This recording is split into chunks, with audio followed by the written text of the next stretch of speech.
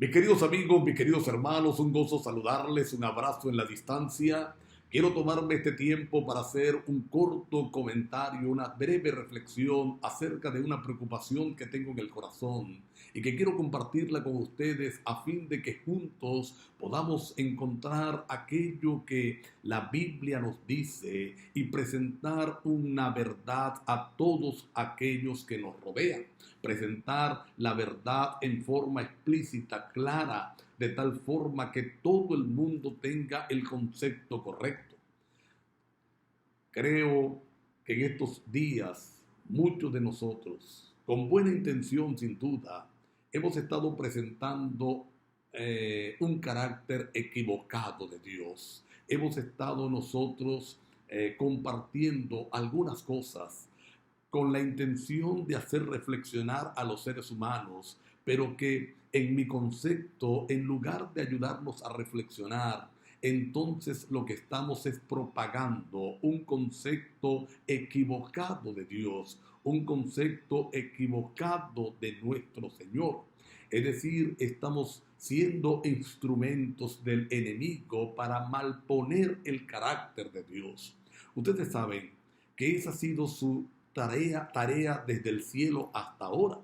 Siempre ha intentado dejar mal parado el carácter de Dios, mal parado el amor de Dios y presentarlo entonces todo lo contrario de lo que es, como un Dios temible, como un Dios vengativo, como un Dios encolerizado, que nadie puede hacer algo porque enseguida va el chaparrazo.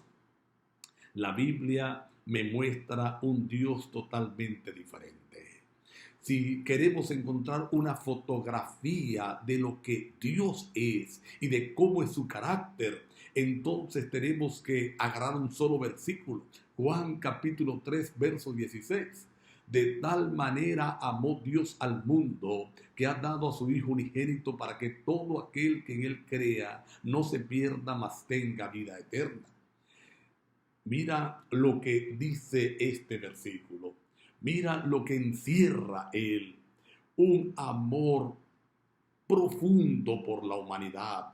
Tanto es el amor de Dios por esta humanidad, tanto es el deseo del Señor de rescatarnos, tanto es el deseo del Señor de darnos salvación, que dio a su Hijo. ¿Qué ofrenda mayor podía dar en favor de la humanidad? ¿Y qué otra evidencia pudiéramos nosotros tener del amor que siente por cada uno de nosotros? Aún por aquellos que le rechazan, aún por aquellos que no le aman, aún por aquellos que no desean aceptarlo. Cristo murió en la cruz por ellos porque el Padre lo entregó, porque lo dio en salvación. Pero últimamente, repito, algunos de nosotros, y cuando hablo de nosotros me estoy refiriendo a los cristianos, con la intención de hacer algo bueno, estamos haciéndole la segunda al diablo de malponer el carácter de Dios. Y voy a utilizar para ilustrar lo que está ocurriendo en Texas, los Estados Unidos, en estos días. El contexto. Ustedes recuerdan que en el marco de la política que el gobierno federal adelanta en contra de la inmigración ilegal, el alcalde de la ciudad de Texas declaró que si Dios fuera inmigrante, entonces, o inmigrante ilegal, perdón, él también iba a ser deportado, que si Dios fuera ilegal, lo deportarían. E inmediatamente entonces ocurrió en aquella ciudad y en aquel estado una desgracia natural que condujo a la ciudad en pocos momentos a vivir la peor experiencia que han vivido en toda su historia, en toda su historia, y condenar a muchas familias a la desesperación. Hay hogares destruidos, familias desgarradas, niños por montones desaparecidos, una cantidad considerable de muertos. Esto ocurrió inmediatamente a la declaración del alcalde. Y entonces han empezado a enviar videos, he visto varios, donde entonces relacionan la declaración del alcalde con lo ocurrido, y aunque sí tiene relación, y ya lo vamos a explicar, porque por supuesto que tiene una relación directa, esos videos, esos comentarios, esos mensajes parecieran dar a entender que Dios es un Dios vengativo, un Dios iracundo, un Dios encolerizado, que nadie puede resbalarse porque ahí va el chaparrazo. Esos videos, le decía a alguna persona, presentan a Dios como diciéndole al alcalde: me vas a votar, yo te voy a inundar para que veas quién manda, para que veas quién gobierna. Y repito, aunque si hay una relación directa que ya la vamos a ver, esos videos, esa forma de expresarse, entonces en lugar de hacernos reflexionar, a la mayoría le está sembrando dudas acerca del carácter de Dios, acerca de lo que Dios es, acerca de realmente lo que Dios quiere. Mira, cuando yo miro la Biblia, yo voy a encontrar en la palabra de Dios a un Dios interesado en la salvación, como ya lo dije. A través del profeta Ezequiel, él dijo: mira, yo no quiero que el impío perezca, yo no quiero la muerte del impío, yo hago todo lo posible para que el impío se arrepienta. Cuando el apóstol Pedro describe la aparente tardanza del Señor, él dice: no es que Dios ha tardado su promesa como algunos la tienen por tardanza, ese no es el problema. El asunto es que él desea, él anhela, Él es paciente para con nosotros, esperando que todos nos arrepentamos, porque Él no quiere que nadie se pierda.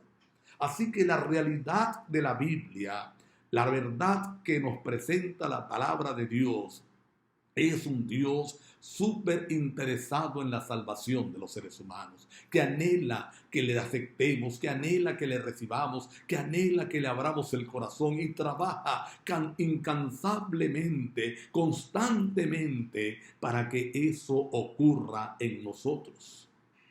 Entonces, ¿qué ocurrió en Texas? Vamos a explicarlo. Porque repito, sí tuvo una relación directa, pero no porque Dios se vengó, no porque Dios dijo: me quieren expulsar, yo les voy a demostrar quién manda, les voy a mandar un diluvio para que se mueran. No, ese no es el Dios que presenta la Biblia. Cuidado. Algunos han dicho: el castigo divino, vino el castigo de Dios para que aprendan a no ser blasfemos, para que aprendan a no ser soberbios. Cuidado. ¿Qué ocurrió en Texas? Mira, voy a ilustrarlo con dos historias bíblicas. Primera historia de la Biblia. Ustedes recuerdan cuando el pueblo le dijo a Moisés: estamos cansados de este maná, estamos cansados de esta comida liviana, ya nos harta. En otras palabras, se rebelaron contra Dios, le dijeron al Señor: no te queremos. Y entonces la Biblia dice que las serpientes ardientes entraron al campamento y mordieron a muchos y causaron estragos. Y Moisés tuvo que construir una serpiente de bronce, colocarla en un asta, y todo el que fuera mordido debía ver esa serpiente. ¿Qué ocurrió? ¿Fue que Dios puso las serpientes allí para castigar al pueblo? No. Las serpientes ardientes son del desierto, siempre estuvieron allí. Pero Dios había colocado un cerco protector a su pueblo. Y por supuesto, a ese cerco protector las serpientes no entraban. Pero un día los israelitas le dijeron a Dios: no te queremos. Y como Dios es un caballero, Dios respeta nuestro libre albedrío. Entonces Dios dice: bueno, si ustedes no me quieren, yo me pongo a un lado. Y entonces Dios se puso a un lado Y Satanás, con toda su furia, vino para destruir al pueblo de Israel. Trajo la serpiente, hizo que las serpientes entonces mordieran, las que siempre existieron. Otro ejemplo bíblico: Israel como nación. Dios le estaba advirtiendo a través de los profetas: dejen la idolatría, acéptenme, yo estoy aquí para reivindicarles, yo estoy aquí para restaurarles, mírenme a mí, van a ser salvos. Pero Israel obstinadamente se rebeló contra Dios. No te queremos, preferimos a los ídolos. Y entonces Dios dijo: si ustedes no quieren, yo me pongo a un lado. Y Asiria, con toda la furia satánica, vino y destruyó las 10 tribus del norte. Más tarde ocurrió lo mismo con las 2 tribus del sur, Judá, Babilonia. No fue que Dios mandó a los asirios para castigarlos y ahora van a aprender quién soy. No, Dios no actúa así. Cuidado, mi hermano, mi hermana, con hacerle la segunda al diablo. Es simplemente que cuando yo no quiero la bendición de Dios, Dios no puede ampararme. No porque no pueda, sino porque respeta mi libertad. ¿Qué ocurrió en Texas? Simplemente eso. Una ciudad viviendo de espalda a los principios de Dios. Un alcalde soberbio que se atreve a decir: aquí mando yo, tipo el faraón de Egipto. No conozco a Dios y si él es ilegal, que se vaya. Y entonces dice la palabra, dice la historia, ocurrió. Dios se puso a un lado y vino el enemigo con toda su furia, porque el único interesado en destruir, el único interesado en la muerte, el único interesado en que las familias sean desgarradas, que haya destrucción, que haya miseria, es el diablo.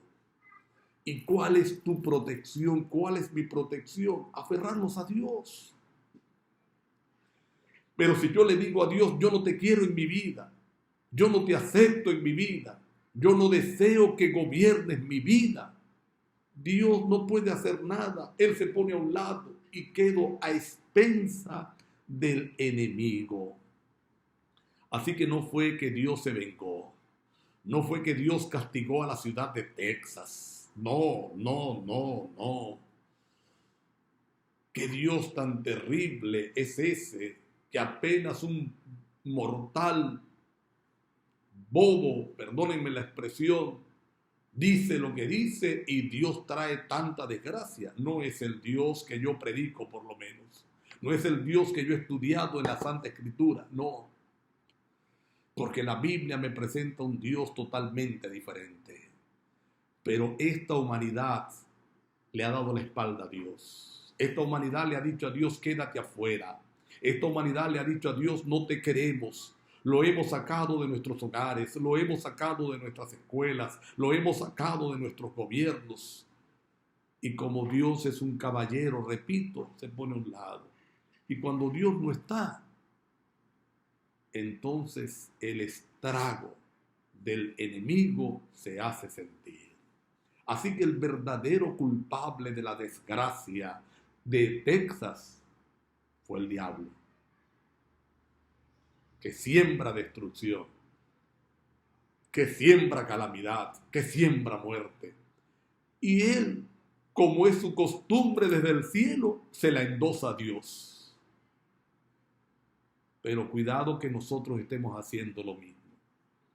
Dios nos ayude para no malponer el carácter de Dios, sino para mostrarle al mundo un Dios que está interesado en la salvación, un Dios que no quiere desastres naturales, un Dios que no quiere miserias, un Dios que no desea que esto ocurra, pero que ocurre porque nosotros le hemos dicho a Dios: no te metas en nuestras vidas, no intervengas en nuestro en nuestros asuntos. Esto lo resolvemos nosotros. Tú quédate allá. Y Dios ha respetado nuestras decisiones. Yo quisiera terminar con una oración. Y la oración tiene dos intenciones. La primera intención es que nosotros nos aferremos a la protección de Dios. Nos cubramos con su paraguas. No le demos nunca a Dios la espalda, porque esa es nuestra única garantía. La garantía personal, familiar, colectiva, de la ciudad, de los países, es aceptar a Dios, es abrirle el corazón. Y la segunda intención de la oración es que Dios nos ayude para nunca malponer el carácter de Dios. Algunos multiplicamos los videos que nos llegan, la respuesta de Dios, el castigo de Dios. No, porque eso, en lugar de ayudar a reflexionar, nos siembra dudas. El enemigo lo utiliza para decir, viste, es un Dios malo, es un Dios vengativo, es un Dios iracundo. Ese Dios no hay que servirle, o hay que servirle con miedo. No, cuidado, cuidado, cuidado. Querido Padre, este mundo te ha dado la espalda, Señor. Y como te ha dado la espalda, el enemigo se ha hecho el mandamás y ha causado desastres, ha causado dolor, ha causado muerte. Y él, en una forma vil, endosa todas sus acciones a ti. Y alguno de nosotros, inocentemente, pareciera seguirle la corriente al creer que es por tu culpa, o mejor dicho, que es tu decisión, que ha sido tu venganza para que el hombre aprenda a no ser soberbio. Señor, ayúdanos a estar firmes y fieles a ti, a reconocerte en todas nuestras acciones de vida y a no malponer tu nombre. Gracias por oírnos. Lo rogamos en Jesús. Amén. Mis amigos, espero que sea de reflexión, espero sus comentarios, que la gracia del Señor nos acompañe siempre.